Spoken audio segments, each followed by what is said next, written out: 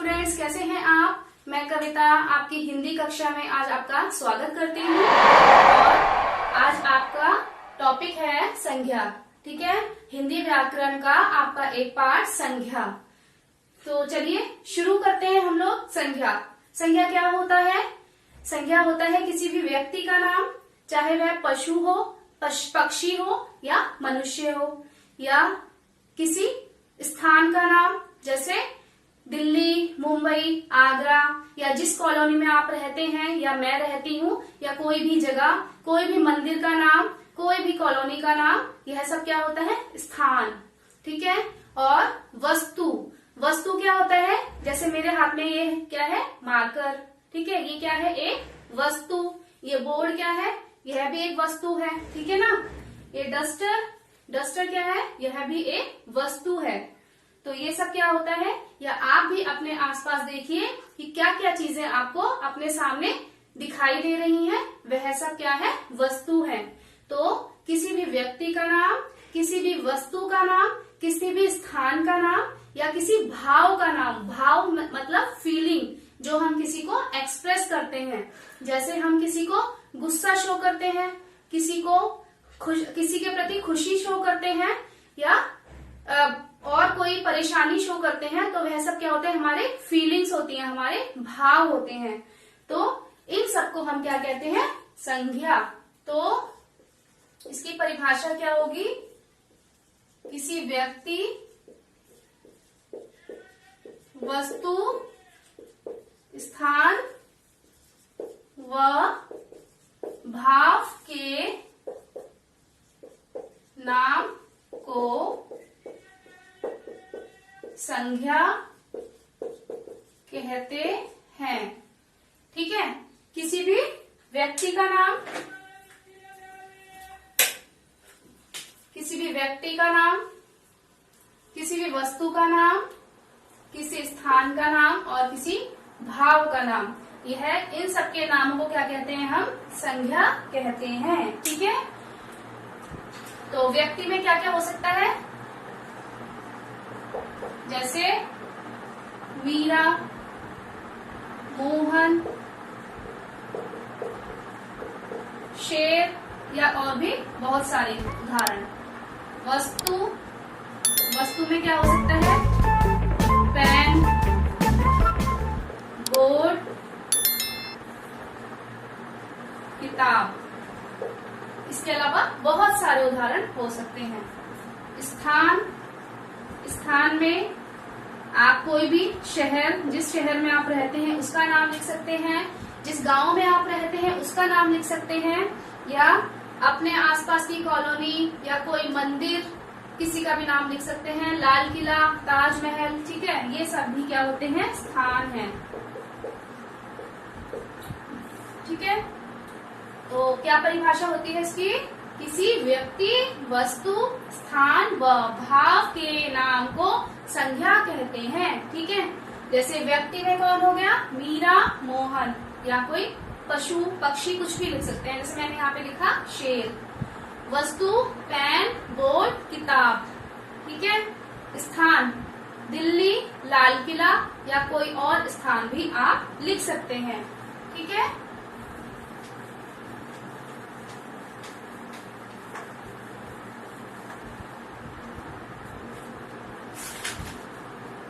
अब हम बात करते हैं भाव, फीलिंग्स। जैसे हम किसी के प्रति खुशी महसूस करते हैं, किसी के प्रति हम दुख महसूस करते हैं, या किसी के लिए हमें बहुत गुस्सा आता है, यह सब क्या है, हमारे भाव, हमारी फीलिंग्स। तो यह सब क्या हो गया, संज्ञा हो गया। ठीक है। अब हम करते हैं संज्ञा के कितने भेद होते हैं और इन भेदों की पहचान कैसे की जाती है। तो सबसे पहले क्या लिखेंगे हम, संज्ञा। ठीक है। इसके कितने भेद होते हैं, इसके 3 भेद होते हैं। कौन कौन से होते हैं, पहला होता है व्यक्तिवाचक, दूसरा होता है जातिवाचक, और तीसरा होता है भाववाचक। ठीक है। संख्या के कितने भेद होते हैं, संख्या के 3 भेद होते हैं। पहला व्यक्तिवाचक, दूसरा जातिवाचक, तीसरा भाववाचक। ठीक है, तो अब हम इनके बारे में जानते हैं कि हम इनकी पहचान कैसे करते हैं और इनकी क्या परिभाषा होती है। तो शुरू करते हैं पहले व्यक्तिवाचक संज्ञा से। ठीक है,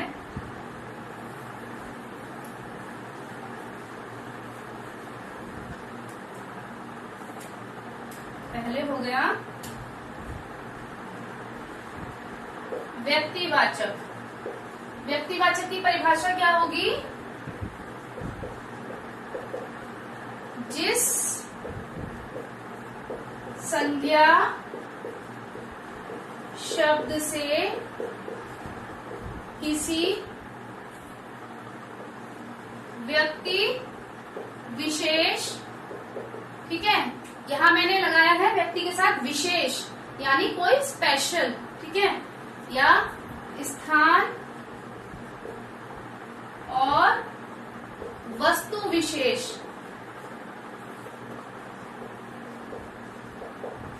का बोध हो, मतलब उसके बारे में पता चले, तो वह कहलाता है व्यक्तिवाचक संज्ञा।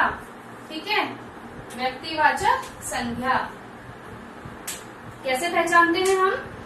जिस संज्ञा शब्द से किसी व्यक्ति विशेष, स्थान और वस्तु विशेष का बोध हो, यानी उनका नाम दिया हुआ हो, जैसे आपका नाम दिया हुआ हो, मेरा नाम दिया हुआ हो, या किसी और प्राणी का नाम दिया हो। ठीक है, जैसे शेर जंगल का राजा है।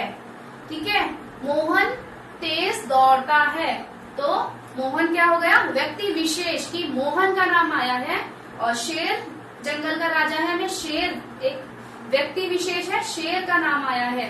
ठीक है, या लाल किला लाल पत्थरों से बना है। चलिए इनके उदाहरण को लिखकर समझते हैं और अच्छे से समझ में आएगा इनके उदाहरण क्या होते हैं।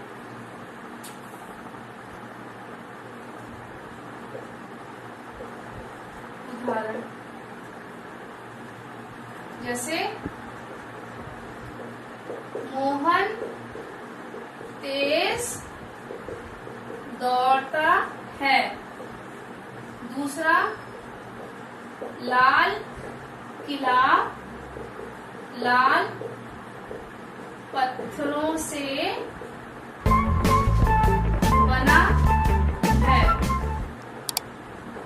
शेर जंगल का राजा है। ठीक है, तो इसमें क्या क्या हो गया? मोहन तेज दौड़ता है, मोहन क्या है? एक संज्ञा है, और संज्ञा में मोहन किसी का नाम है, तो ये क्या हो गया? व्यक्तिवाचक संज्ञा। लाल किला किसी स्थान विशेष का नाम है, तो यह क्या हो गया? व्यक्तिवाचक संज्ञा। शेर भी किसी जानवर का नाम है, किसी व्यक्ति विशेष का नाम है, तो यह क्या हो गया? संज्ञा। और संज्ञा में कौन सी संज्ञा? व्यक्तिवाचक संज्ञा, जिसमें किसी पर्टिकुलर स्थान को या वस्तु को या व्यक्ति को फोकस किया जा रहा है, पॉइंट आउट किया जा रहा है, वह होता है व्यक्तिवाचक संज्ञा। आई होप व्यक्तिवाचक संज्ञा आपको अच्छे से समझ में आ गई होगी। ठीक है, अब अगली संज्ञा करते हैं हम। अगली है हमारी जातिवाचक संज्ञा।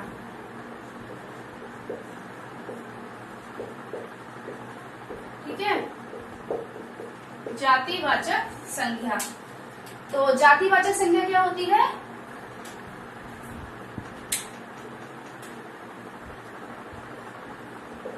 जिस संज्ञा शब्द से किसी व्यक्ति विशेष को न बताकर संपूर्ण जाति का बोध होता है। ठीक है, जिस संज्ञा शब्द से किसी व्यक्ति विशेष को न बताकर, ठीक है, न बताकर संपूर्ण जाति का बोध होता है, उसे हम जातिवाचक संज्ञा कहते हैं। ठीक है, मतलब इसमें किसी व्यक्ति को पॉइंट आउट नहीं किया जाता, उसकी संपूर्ण जाति को पॉइंट आउट किया जाता है। कैसे किया जाता है? जैसे हम लिख सकते हैं कि बच्चे पार्क में खेल रहे हैं, तो इसमें किसी एक बच्चे का नाम नहीं है कि मोहन पार्क में खेल रहा है या मीरा पार्क में खेल रही है।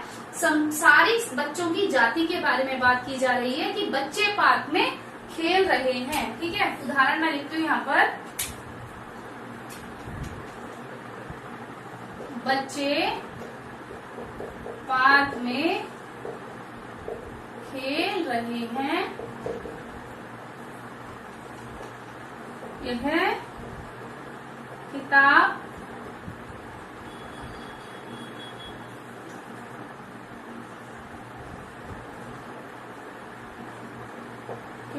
पढ़ना अच्छा होता है। ठीक है,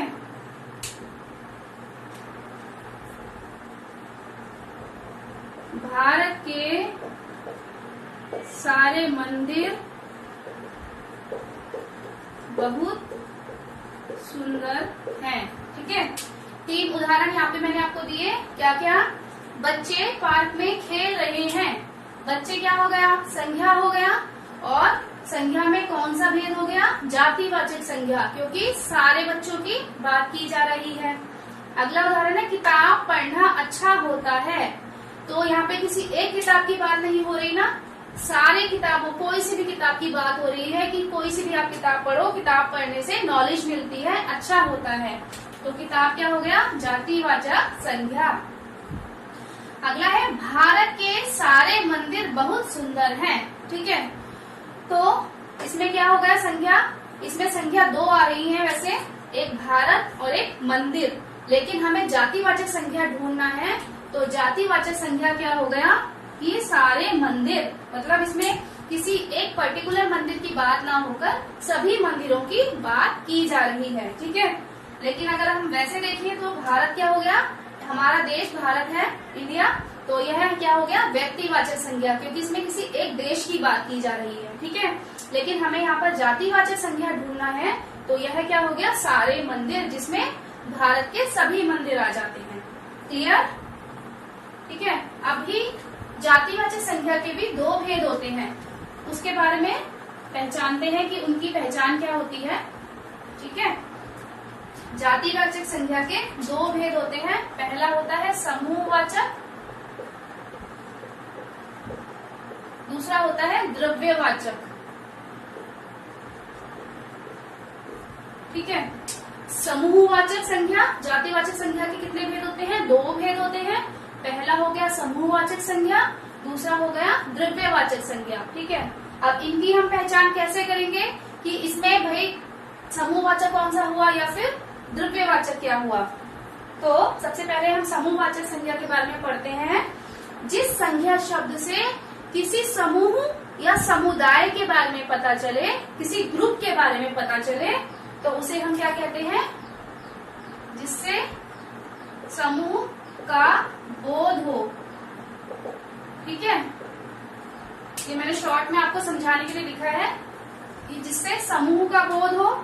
ठीक है, वह क्या होती है? समूहवाचक संज्ञा या फिर समुदायवाचक संज्ञा। लेकिन जिससे किसी पदार्थ, किसी द्रव्य या धातु का बोध हो।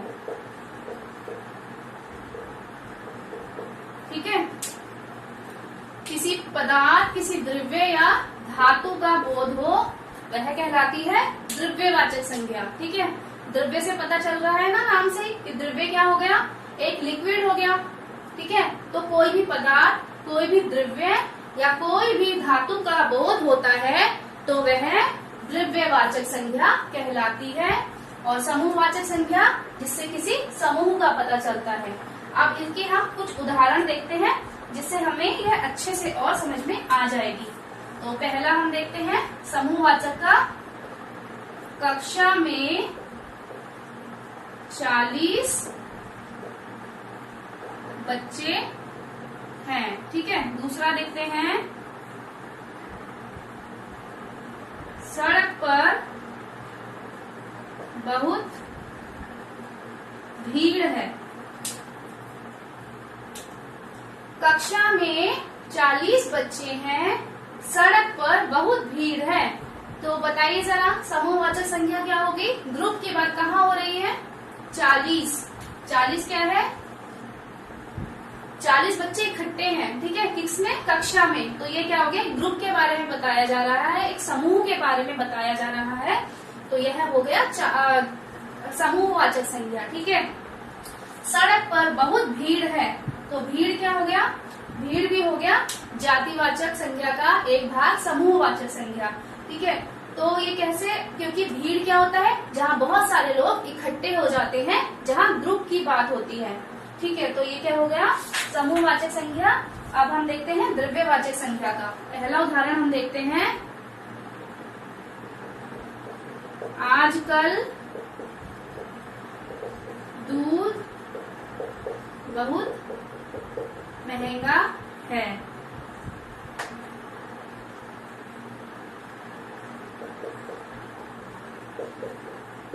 बंगाल में चावल बहुत होता है, ठीक है।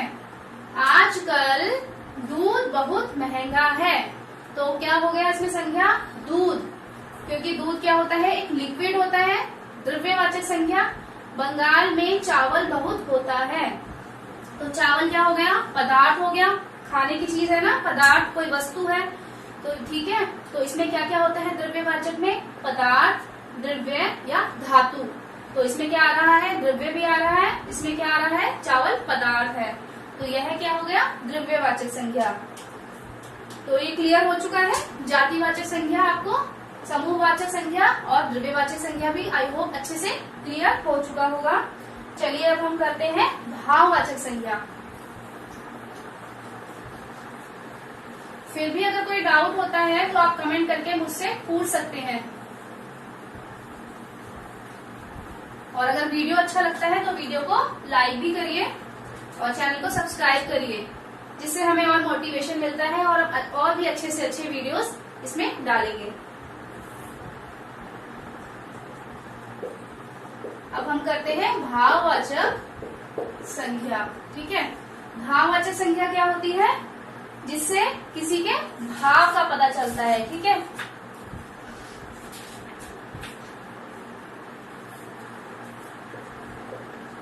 जिस संज्ञा शब्द से किसी की गुण, दशा, किसी की गुण, दशा या भाव का बोध होता है, ठीक है। वह संज्ञा शब्द जिससे किसी की गुण, किसी की दशा या किसी के भाव का बोध होता है, उन्हें हम कहते हैं भाववाचक संज्ञा, ठीक है। तो अब इसके उदाहरण हम देख लेते हैं।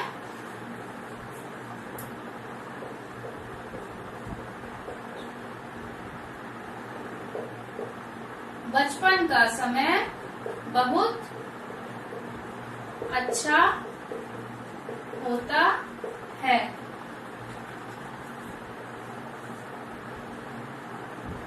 गुलाब की सुंदरता अद्भुत है। बचपन का समय बहुत अच्छा होता है, ठीक है। तो ये क्या बता रहा है? किसी की दशा कि बचपन के बारे में बताया जा रहा है कि जब बच्चे छोटे होते हैं, बचपन का समय होता है, वह बहुत अच्छा होता है, ठीक है। दूसरा, गुलाब की सुंदरता अद्भुत है। तो गुलाब की क्या बताया जा रहा है? गुण, उसकी क्वालिटी बताई जा रही है कि गुलाब एक सुंदर फूल है, इसलिए उसकी सुंदरता अद्भुत है, ठीक है। एक और उदाहरण देखते हैं हम।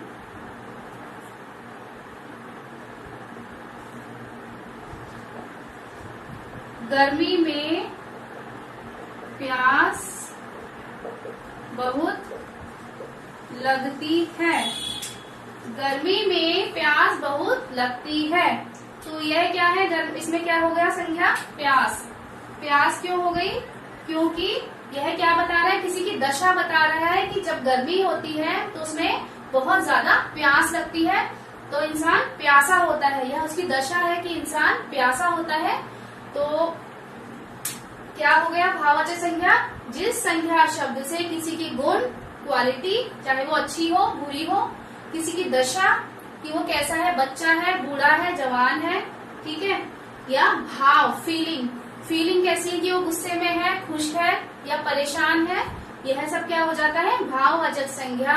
जिसमें से उदाहरण मैंने आपको दिए अभी कि बचपन का समय बहुत अच्छा होता है, गुलाब की सुंदरता अद्भुत है, गर्मी में प्यास बहुत लगती है।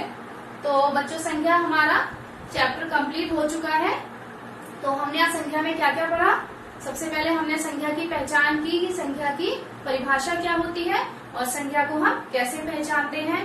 उसके बाद मैंने आपको संज्ञा के 3 भेद बताए, व्यक्तिवाचक संज्ञा, जातिवाचक संज्ञा और भाववाचक संज्ञा। जातिवाचक संज्ञा के मैंने आपको कितने भेद बताए, 2 भेद बताए। पहला भेद बताया मैंने आपको समूहवाचक संज्ञा और दूसरा मैंने आपको बताया द्रव्यवाचक संज्ञा। तो आई होप संज्ञा आपको अच्छे से समझ में आ गया होगा। फिर भी अगर कोई प्रॉब्लम होती है तो आप कमेंट करके मुझसे पूछ सकते हैं और इसकी एक्सरसाइज को प्रैक्टिस करिए ताकि और अच्छे से यह आपको